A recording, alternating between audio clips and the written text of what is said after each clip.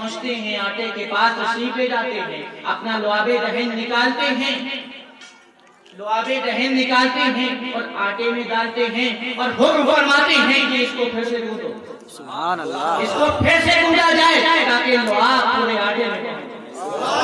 دیگچی کھلواتے ہیں، اس میں اپنا لعاب ڈالتے ہیں اور حکم دیتے ہیں کہ اس کو پورا نہ کھولا جائے، آٹے کو ڈھانک دو، دیگچی کو ڈھانک دو اور پورا نہ کھولنا بلکہ تھوڑا سا کھولنا اور نکال لینا۔ سبحان اللہ، اور حکم دیتے ہیں محلے کی عورتوں کو بلا لو روٹی پکانے کے لیے۔ وہ آٹا جو جس میں ابھی تک لعاب نہیں پڑا ہے، اس آٹے کو تنہا حضرت جابر کی زوجہ اس آٹے سے روٹیاں بنا سکتی تھی، لیکن اب رسول نے لعاب ڈال دیا ہے، حکم ہوا محلے کی عورتوں کو بلا لو۔ محلے کی عورتوں کو بلایا گیا، روٹیاں پکنے لگی، دیگچی میں جو سالن تھا، گوشت تھا، وہ پک گیا، سارے صحابہ نے کھا لیا۔ ایک بڑی جماعت صحابہ کی، غالباً جہاں تک مجھے یاد 1500 صحابہ کی جماعت تھی، سب نے پیٹ بھر کر کھانا کھایا۔ کھانا کھانے کے بعد حضرت جابر کہتے ہیں اس کے بعد اگلے دن ہم نے وہ کھانا کھایا، اس کے دوسرے دن ہم نے وہ کھانا کھایا، اسی دیگچی سے اسی آٹے سے روٹی کھائی، تیسرے دن ہم نے اسی دیگچی سے اسی آٹے سے روٹیاں کھائیں، سب نے کھائیں، پورے محلے کو ہم نے کھلائیں۔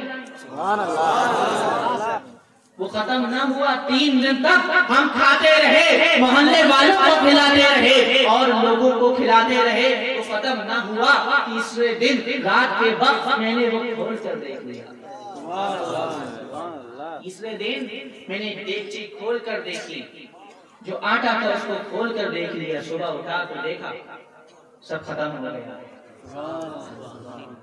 اللہ کے رسول صلی اللہ علیہ وسلم کی بارگاہ میں حضرت جابر حاضر ہوئے، عرض کیا یا رسول اللہ، ہم نے 3 دن تک کھایا، نہ صرف ہم نے بلکہ سب کو کھلایا ہم نے، لیکن آج صبح وہ ختم ہو گیا، میں نے کھول کر دیکھ لیا۔ رسول اللہ ارشاد فرماتے ہیں کہ جابر اگر تم وہ کھول کر نہ دیکھتے تو پوری زندگی میں اسی سے کھاتے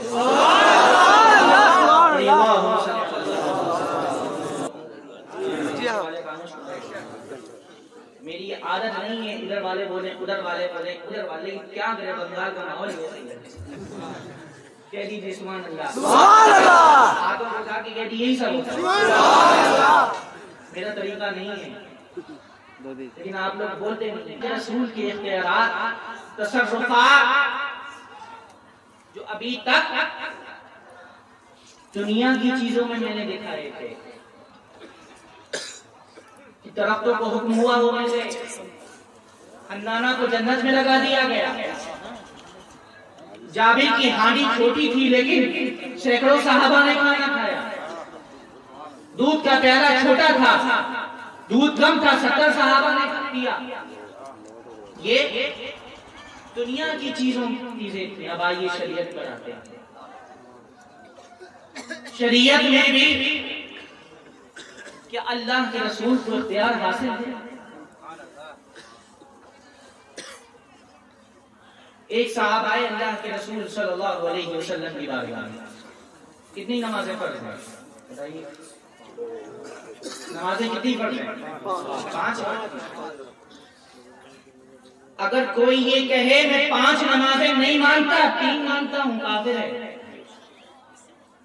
کوئی کہے 2 مانتا ہوں، کافر ہے۔ کوئی کہے 4 نمازیں مانتا ہوں، کافر ہے، کیونکہ یہ فرض ہے، نماز یہ فرض ہے، 5 وقت کی نماز فرض ہے، 3 وقت کی کسی نے کہا تو 2 کا انکار ہو گیا، 2 فرض کا، ٹھیک۔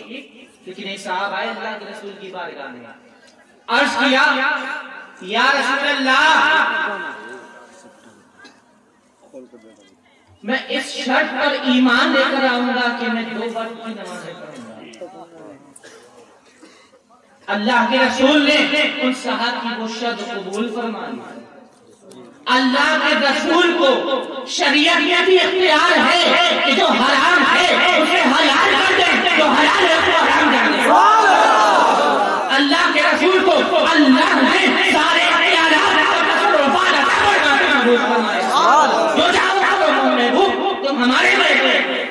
مصطفیٰ تم جو چاہو سارے اختیارات عطا فرما دیے. پہلے قبلہ کیا تھا؟ بیت المقدس تھا. نماز پڑھ رہے تھے اللہ کے رسول، 2 رکعت ہو چکی تھی. خیال آیا کہ کاش قبلہ خانہ کعبہ ہوتا، بیت المقدس نہ ہوتا، خانہ کعبہ ہوتا. خیال ہی آیا تھا، زبان سے نہیں کہا تھا، صرف خیال آیا تھا. اللہ نے فوراً جبریل کو بھیج دیا. جبریل آئے اللہ کا میسج لے کر، عرض کیا کہ اللہ فرماتا ہے کہ ابھی ہم دیکھ رہے تھے کہ آپ کے خیال مبارک میں آیا کہ قبلہ بیت المقدس نہیں بلکہ خانہ کعبہ ہوتا، تو آپ جو چاہتے ہیں وہی کر لیجیے. اللہ آپ کی چاہت کرتا ہے.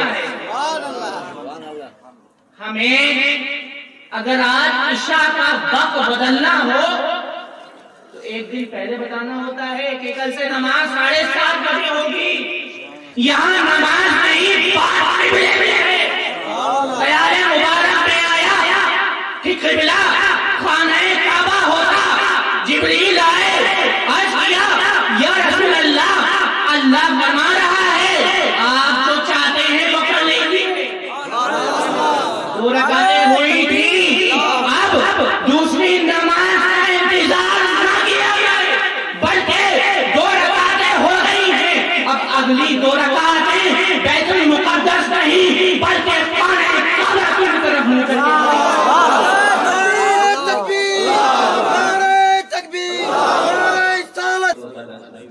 ایک گھنٹہ ہونے کا آگے آرام کرنا. بولیے ہاں اگلی 2 رکعتیں خانہ کعبہ کی طرف نظر کے بڑھی جائیں گی. آج نماز انتظار یہ بھی نہ کیا جائے اگلی نماز، بلکہ محبوب آپ چاہتے ہیں تو اگلی 2 رکعتیں خانہ کعبہ کی طرف نظر کے بڑھی جائیں. حضرت سونا مرد کے لیے پہننا حرام ہے. اللہ کے رسول صلی اللہ علیہ وسلم ایک ہاتھ میں سونا اور ایک ہاتھ میں شاید ریشم کا کپڑا ذہن سے نکل گیا، تو دونوں لیے تھے اور فرمایا یہ بھی حرام ہے اور یہ بھی حرام. سونا حرام ہے، لیکن حضرت برا بن عازب سونے کی انگوٹھی پہنے ہوئے تھے. سونے کی انگوٹھی پہنتے تھے. لوگوں نے اعتراض کیا کہ اے برا بن عازب، سونا مرد کے لیے پہننا حرام ہے اور آپ سونے کی انگوٹھی پہنے ہوئے ہیں. جب لوگوں نے اعتراض کیا تو برا بن عازب فرماتے ہیں کہ جب اللہ کے رسول مال غنیمت تقسیم فرما رہے تھے، بانٹ رہے تھے، جب سب بانٹ چکے آخر میں سونے کی انگوٹھی بچی اور اللہ کے رسول نے نظر اٹھائی اور جھکا دی.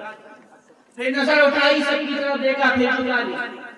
تیسری مرتبہ پھر نظر اٹھائی اور فرمایا کہ اے برا. حضرت برا بن عازب کہتے ہیں میں حاضر ہو کے رسول اللہ کے قریب جا کر بیٹھ گیا تو اللہ کے رسول نے مجھے انگوٹھی عطا فرما دی. میں نے انگوٹھی پہن لی. سونا کائنات کے سارے مردوں کے لیے حرام ہے، لیکن اللہ کے رسول نے برا بن عازب کے لیے سونے کی انگوٹھی جائز کر دی ہے، تو حرام چیز برا بن عازب کے لیے جائز کر دی ہے. اگر آپ پہنتے ہیں تو آپ کے لیے حرام ہے، لیکن اللہ کے رسول نے اسے برا بن عازب کے لیے جائز کی تھی. انہیں اجازت دی وہ پہننے ہوئے تھے. رسول اللہ صلی اللہ علیہ وسلم ہجرت فرما، مدینے سے ہجرت فرما کر مکے سے ہجرت فرمائی اور مدینے کی طرف روانہ ہوئے.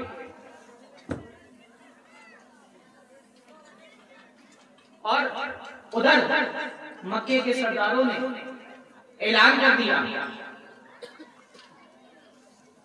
کہ جو کوئی بھی محمد صلی اللہ علیہ وآلہ وسلم کا پتہ دے گا اسے 100 سرخ اونٹ انعام میں دیے جائیں گے. 100 سرخ اونٹ انعام میں دیے جائیں گے.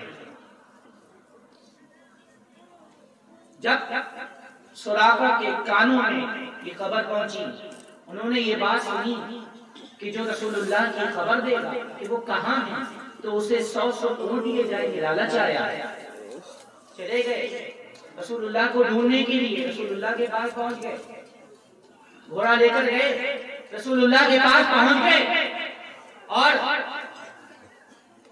عرض کیا کہ میں آپ کو لینے آیا ہوں، میں آپ کی خبر مکہ کے سرداروں کو دوں گا کہ آپ یہاں موجود ہیں اور مجھے انعام میں 100 سرخ اونٹ دیے جائیں گے. بہت قیمتی مانے جاتے ہیں عرب میں سرخ اونٹ. اجازت لے کر پہنچے. اللہ کے رسول نے فرمایا سراقہ میں تمہارے ہاتھوں میں کسرا کے کنگن دے رہا ہوں، تمہارے ہاتھوں میں دے رہا ہوں کسرا کے کنگن دے رہا ہوں. سراقہ کے ذہن میں 100 سرخ اونٹ تھے. گھوڑا آگے بڑھا رہے ہیں، نہیں بڑھ رہا ہے، پیچھے ہٹانے کی کوشش کر رہے ہیں، نہیں ہٹ رہا ہے. رسول اللہ نے حکم دے دیا زمین کو کہ گھوڑے کے پیر پکڑ لے. سراقہ ایمان لے آئے. سراقہ اب ایمان لے کر آ گئے ہیں. رسول اللہ نے اعلان فرما دیا ہے کہ سراقہ میں تمہارے ہاتھ میں کسرا کے کنگن دیکھ رہا ہوں. اب سراقہ ایمان لے کر آ گئے ہیں. رسول اللہ دنیا سے تشریف لے جا چکے ہیں، بظاہر دنیا سے تشریف لے جا چکے ہیں. کسرا کے کنگن کسرا کے ہاتھ میں ہیں. حضرت صدیق اکبر کا دور خلافت آتا ہے، کسرا کے کنگن کسرا کے ہاتھ میں ہے. صدیق اکبر کا وصال ہو جاتا ہے، فاروق اعظم کا دور آتا ہے، کسرا کے کنگن کسرا کے ہاتھ میں ہے.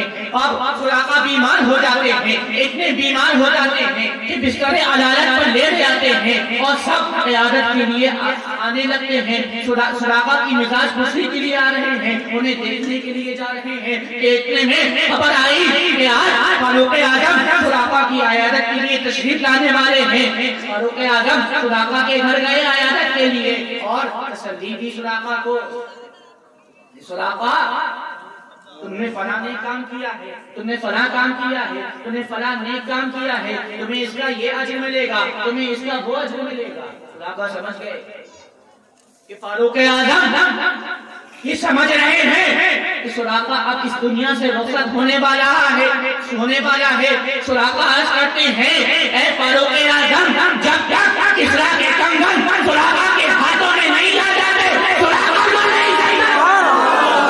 کہ رسول نے فرما دیا ہے کہ میں تمہارے ہاتھ میں کسرا کے کنگن. فاروق اعظم کا دور خلافت ہے. مسلمانوں نے کسرا کو فتح کر لیا ہے. فتح کرنے کے بعد فاروق اعظم مال غنیمت تقسیم کر رہے ہیں. اتنے میں کسی نے صدا دی کہ کسرا کے کنگن ہیں، سونے کے کنگن. فاروق اعظم کہتے ہیں سراقہ کہاں ہے، سراقہ کو بلایا جائے. سراقہ آتے ہیں اور ان کو وہ سونے کے کنگن پہنا دیتے ہیں. فاروق اعظم کہتے ہیں لو آج رسول اللہ کی یہ بات ثابت ہو گئی ہے، پیشن ہے. سونا حرام ہے. سراقہ کو اللہ کے رسول نے اجازت دے دی ہے، سراقہ کے لیے جائز ہے. باقی دنیا کے سارے مردوں پر سونا حرام ہے، کوئی نہیں پہن سکتا. جو پہنتا ہے وہ گناہ کرتا ہے، گناہ کا مرتکب ہو رہا ہے. پڑھی اللہم صلی اللہ علیہ وسلم.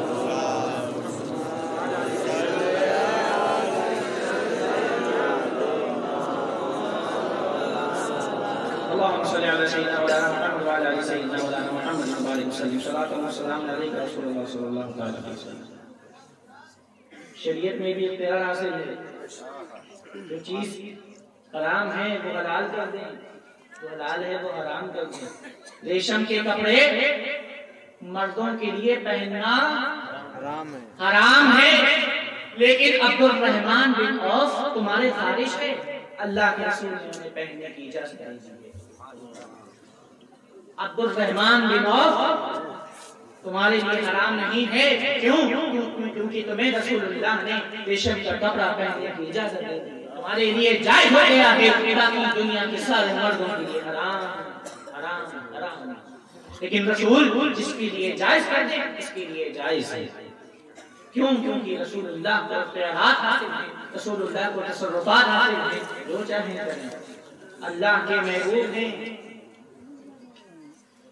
شریعت میں اگر کسی چیز کی گواہی دینا ہو تو 2 گواہ ہونا ضروری ہے. کتنے ہونا ضروری ہیں؟ 2. ایک کی گواہی کام نہیں کرے گی. شریعت نے 2 گواہوں کے لیے حکم دیا ہے. کسی کے یہ گواہی اگر دینی ہو تو 2 گواہ ہونا چاہیے. اللہ کے رسول نے ایک یہودی سے گھوڑا خریدا، ایک یہودی سے گھوڑا خریدا، لین دین کیا، تاریخ مقرر کر دی گئی، متعین کر دی گئی کہ اس دن ایسے دینا ہے، لین دین کرنا ہے. وہ یہودی آیا، اللہ کے رسول نے فرمایا کہ یہ لوگ لین دین اس تاریخ میں طے ہوا تھا اور اتنا اتنا ہوا تھا. یہودی مکر گیا. ایسا نہیں، اتنے میں نہیں ہوا تھا. کیوں؟ کیونکہ اسے لالچ آ گئی تھی، اس کے دل میں اس سے زیادہ قیمت مل رہی تھی. اس یہودی نے کہا کہ اگر آپ سچے ہیں تو کوئی گواہ لے کر آئیے. حضرت خزیمہ بن ثابت آتے ہیں، عرض کرتے ہیں یا رسول اللہ میں گواہ ہوں، میں گواہی دیتا ہوں کہ لین دین اتنی قیمت میں طے ہوا تھا. اللہ کے رسول فرماتے ہیں خزیمہ جب لین دین طے ہوا تھا تم تو اس وقت وہاں موجود نہیں تھے. خزیمہ عرض کرتے ہیں یا رسول اللہ آسمان سے احکام نازل ہوئے، ہم نے نہیں دیکھا نازل ہوتے، لیکن آپ کی بات مانی، آپ کو سچا مانا، ہم نے اللہ کو دیکھا نہیں. آپ نے کہا ہو اللہ اللہ ایک ہے. ہم نے مانا. ایک کتاب تھی جس کو قرآن کہتے تھے، آپ نے فرمایا یہ کتاب اللہ کی کتاب ہے. ہم نے جبریل کو لاتے ہوئے نہیں دیکھا، ہم نے قرآن مانا ہے. جب ہم نے بغیر دیکھے آپ کی باتوں کو مانا ہے تو آج بھی ہم بغیر دیکھے گواہی دے رہے ہیں کہ آپ سچے ہیں. معاملہ اتنے میں طے ہوا تھا. اللہ کے رسول فرماتے ہیں گواہ 2 ہوں گے شریعت میں، لیکن اللہ کے رسول فرماتے ہیں خزیمہ جس کے خلاف یا جس کے لیے گواہی دے دے اکیلے خزیمہ کی گواہی کافی ہے. چاہے کریں. یہ تصرفات بھی حاصل ہیں، یہ اختیارات بھی حاصل ہیں اللہ کے رسول کو. اکیلے خزیمہ کی ایک کی گواہی کافی ہوگی. نہ صرف شریعت کے اختیار ہے، نہ صرف دنیا میں اختیار ہے، دنیا کی چیزوں پر اختیار حاصل ہے، بلکہ جنت بھی اللہ کے رسول کے اختیار میں ہے، جسے چاہے اللہ کے رسول نے فرمایا ابو بکر فی الجنہ، عمر فی الجنہ، عثمان فی الجنہ، علی فی الجنہ، زبیر فی الجنہ، طلحہ بن زبیر فی الجنہ، عبد الرحمن بن عوف فی الجنہ. ابو بکر جنت میں ہے، عمر جنت میں ہے، عثمان علی میں ہے، طلحہ جنت میں ہے، عبد الرحمن بن عوف جنت میں ہے. دنیا میں اللہ کے رسول سب کو جنت میں رہے ہیں. دنیا میں بیٹھ کر جنت عطا فرما رہے ہیں اللہ کے رسول. جنت پہ بھی اختیار حاصل ہے اللہ کے رسول کو. سارے اختیارات عطا فرما دیے اللہ کے رسول، سارے تصرفات عطا فرما دیے. اللہ کے رسول صلی اللہ علیہ وسلم نے صحابہ سے پوچھا، آخری بات ہے میری، اس کے بعد بات بہت دیر ہوگی، اتنی دیر میں کبھی نہیں ہوگا. اللہ کے رسول کون سا دن ہے؟ صحابہ خاموش ہو گئے. عرض کیا اللہ اعلم ورسولہ، اللہ اور اس کا رسول بہتر جانتا ہے. صحابہ جانتے تھے بھی خاموش رہے اور عرض کیا اللہ اور اس کا رسول بہتر جانتا ہے. صحابہ جانتے تھے لیکن ادب میں خاموش رہے کہ کہیں یار کی مرضی کے خلاف بات مجھ سے نہ نکل جائے. یار کی مرضی کچھ اور ہو اور ہم کچھ اور بولتے ہیں. خاموش رہے حالانکہ جانتے تھے کہ یوم النحر ہے, قربانی کا دن ہے, 10 ذی الحجہ ہے, لیکن خاموش رہے. پھر اللہ کے رسول نے پوچھا کہ یہ کون سا مہینہ ہے؟ صحابہ پھر خاموش رہے. اللہ اعلم ورسولہ, عرض کیا اللہ اور اس کا رسول بہتر جانتا ہے. جانتے تھے کہ ذی الحجہ ہے, حج کا مہینہ ہے. خاموش رہے. پوچھا مکے کی طرف اشارہ کر کے یہ کون سا شہر ہے؟ صحابہ جانتے تھے. عرض کیا اللہ اعلم ورسولہ, اللہ اور اس کا رسول بہتر جانتے ہیں, بہتر جانتا ہے. خاموش رہے. جانتے تھے یوم النحر ہے, خاموش رہے. جانتے تھے ذی الحجہ ہے, خاموش رہے. جانتے تھے وہ مکہ شہر ہے, خاموش رہے. صحابہ کہتے ہیں ہم خاموش رہے اس لیے کہ کہیں اللہ کے رسول اس دن کا نام بدل کر کچھ اور رکھ دیں, اس مہینے کا نام بدل کر کچھ اور رکھ دیں, ذی الحجہ کا نام بدل کر شعبان رکھ دیں, رمضان رکھ دیں, محرم رکھ دیں, نام بدل دیں. جانتے تھے ہم کہ وہ مکہ شہر ہے, لیکن ہم خاموش رہے کہ اللہ کے رسول ہو سکتا ہے کہ اس کا نام بدل کر کچھ اور رکھ دیں. کیا بولیے, اب بولیے آپ اس شہر کا نام بدل کر کچھ اور رکھ دیں, لیکن ہم خاموش رہے. کیوں؟ کیونکہ ہم یہ سوچ رہے تھے کہ نام بدل ٹھیک. کیا عقیدہ تھا صحابہ کا؟ وہ اس دن کا نام بدل دے جس دن کا ذکر قرآن میں آیا ہوا ہے. صحابہ کا یہ عقیدہ ہے کہ اس شہر کا نام بدل دے جس کا ذکر قرآن میں آیا. یہ صحابہ کا عقیدہ ہے, ہمارا گڑا ہوا عقیدہ نہیں ہے. صحابہ کا یہ عقیدہ تھا. اس مہینے کا نام بدل دیا. صحابہ کا عقیدہ ہے کہ اللہ کے رسول کو ہر اختیار حاصل ہے, سارے تصرفات حاصل ہیں, مختار کائنات ہیں, وہ مختار کن ہیں, مختار کائنات ہیں, جو چاہو مانگو. مختار کائنات میں جو چاہو مانگ لو, آقا میرے حیات میں جو چاہو.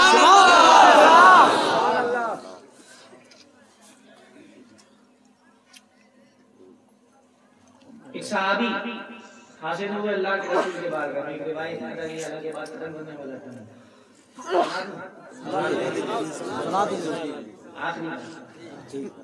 یہ واقعی میں آخری بات ہے, اور لوگ بھی اتنا نہیں جو آخری بات کر کر کے اللہ کے قریب.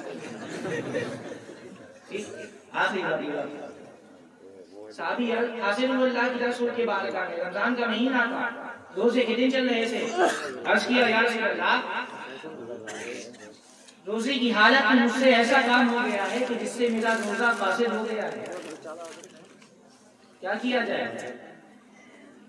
اللہ کے رسول نے فرمایا جان بوجھ کر وہ کام ہوا تھا نا, اس سے روزہ فاسد ہو گیا. اللہ کے رسول نے فرمایا 60 دن روزے. اگر کوئی جان بوجھ کر روزہ توڑے تو اس کا کفارہ یہ ہے کہ 60 دن روزے رکھے جائیں. ایک روزہ کوئی جان بوجھ کر توڑے.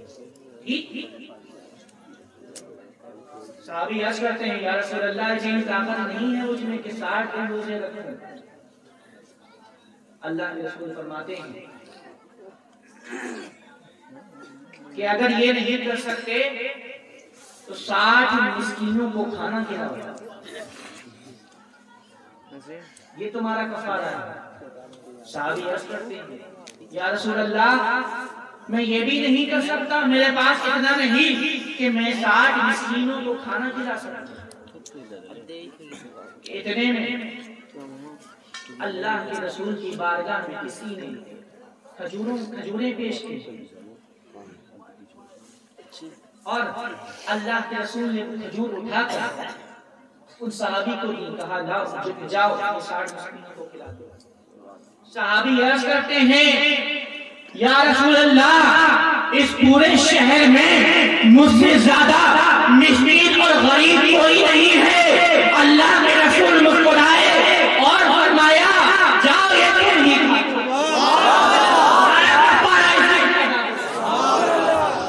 رسول کو اختیارات حاصل ہیں. جو چاہے کریں، اس کے لیے جو چاہے حلال کر دیں، جو چاہے حرام کر دیں. سارے کائنات جو چاہو مانگو، آقا میرے حیات ہیں جو چاہو مانگو. دعا ہے کہ اللہ پاک ہمیں نیک اعمال کرنے کی توفیق عطا فرمائے.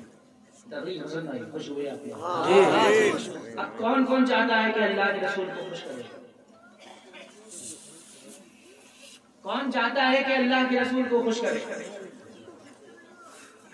سب چاہتے ہیں؟ جی ٹھیک. تو کل سے نماز پڑھنا شروع کریں. کون چاہتا ہے اللہ کے رسول کی آنکھوں کو ٹھنڈک پہنچائی جائے؟ سب چاہتے ہیں. اب نہیں کھائے جب کیا اب سب سمجھ گئے کہ کیا کہیں گے آگے.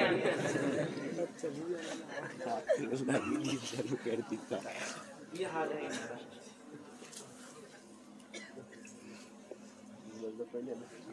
اللہ کے رسول فرماتے ہیں نماز میری آنکھوں کی ٹھنڈک ہے.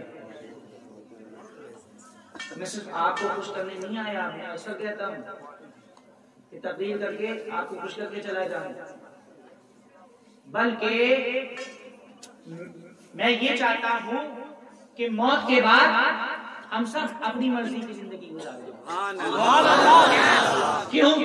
کیونکہ مولا کا فرمان ہے، مولا کائنات علی شیر خدا فرماتے ہیں کہ اگر چاہتے ہو کہ موت کے بعد اپنی مرضی کی زندگی گزارنا چاہتے ہو تو موت سے پہلے اللہ کی مرضی کے مطابق زندگی گزارو.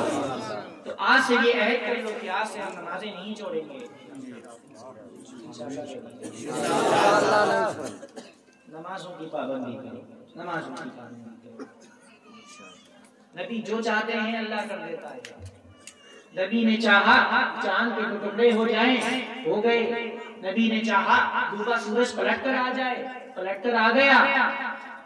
نبی نے چاہا کہ میں یہ چاہتا ہوں کہ نماز کا وقت ہو تو میں گلیوں میں نکل جاؤں اور دیکھوں کہ نماز کے وقت کون اپنے گھروں میں موجود ہے اور میں اس کے گھر میں آگ لگا دوں. کون بولیے اپنے گھر میں ہے نماز کے وقت میں اس کے گھر میں آگ لگا دوں. نبی نے چاہا چاند دو ٹکڑے ہو گیا. نبی نے چاہا اللہ نے ڈوبا سورج پلٹا دیا. نبی نے چاہا کو آگ لگا دوں. نہیں، آگ نہیں لگی. لیکن میں آج کروں گا کہ لگ گئی. بھائیوں میں اختلاف ہے، یہ آگ نہیں تو اور کیا. مال و دولت اکٹھا کر لیا، یہ آگ نہیں تو اور کیا. مال و دولت اکٹھا کر لیا، سکون نہیں مل رہا، اطمینان حاصل نہیں ہو رہا، تو یہ آگ نہیں اور کیا ہے. یہ وہ آگ ہے جو پانی سے نہیں بجھنے والی. اگر اس آگ کو بجھانا چاہتے ہو تو اللہ کے رسول کی آنکھوں کو ٹھنڈک پہنچاؤ. آج سے یہ ہے کر کے اٹھو کہ اے اللہ آج سے پہلے تو ہم گناہوں میں ملوث تھے. آج سے پہلے ہم گناہوں کے سمندر میں غوطے لگا رہے تھے. آج سے پہلے ہم نماز کے پابند نہیں تھے، لیکن آج سے ہم یہ عہد کرتے ہیں کہ ہم نماز کی پابندی کریں گے اور تیری مرضی کے مطابق ہم زندگی گزاریں گے.